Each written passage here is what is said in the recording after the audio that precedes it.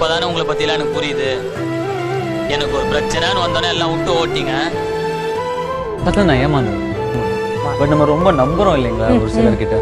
அவங்க நம்மளை வருஷமா ஏமாத்திட்டு இருந்தா கூட எனக்கு உனக்கு நான் தானே ப்ராப்ளம்.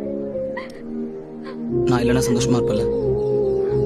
ஓகே, இனிமே என்னால உனக்கு எந்த ப்ராப்ளம் வராது. நான் போயிடுறேன். இதுக்கப்புறம் லைஃப்ல முன்னாடி வர மாட்டேன். இந்த பாடி சோடாவை அப்படியே பேக் பண்ணி வெளியில பாஸ் பண்ணுங்க. பாத்துக்கடா. என்னடா நினைச்சிட்டு இருக்கீங்க எல்லாரும்? நானும் பல கெட்டப்ப கஷ்டப்பட்டு போட்டு வர்றேன். பார்த்த உடனே பாடி சோடா நான் கெட்டப்பக்கு என்னடா மரியாதை? எப்படிடா கண்டுபிடிக்கிறீங்க? பின்னால ஆள் விட்டு பாக்குறீங்களா? நாங்க எதுக்கு ஆளை வச்சு ஃபாலோ பண்றோம்? உன் கொண்டதாண்டா உன்னை ஃபாலோ பண்ணு.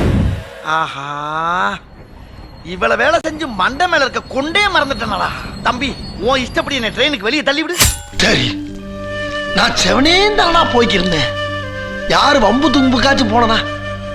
கௌரவம்னு என் கௌரவத்தையே ஆரம்பிச்சிட்டீங்களா? தோட்டத்துக்கு போயேன் ராமா. நரிகள் வருமே அம்மா. மாடு மேய்ச்சுவா ராமா. மாடு முட்டிடும் அம்மா.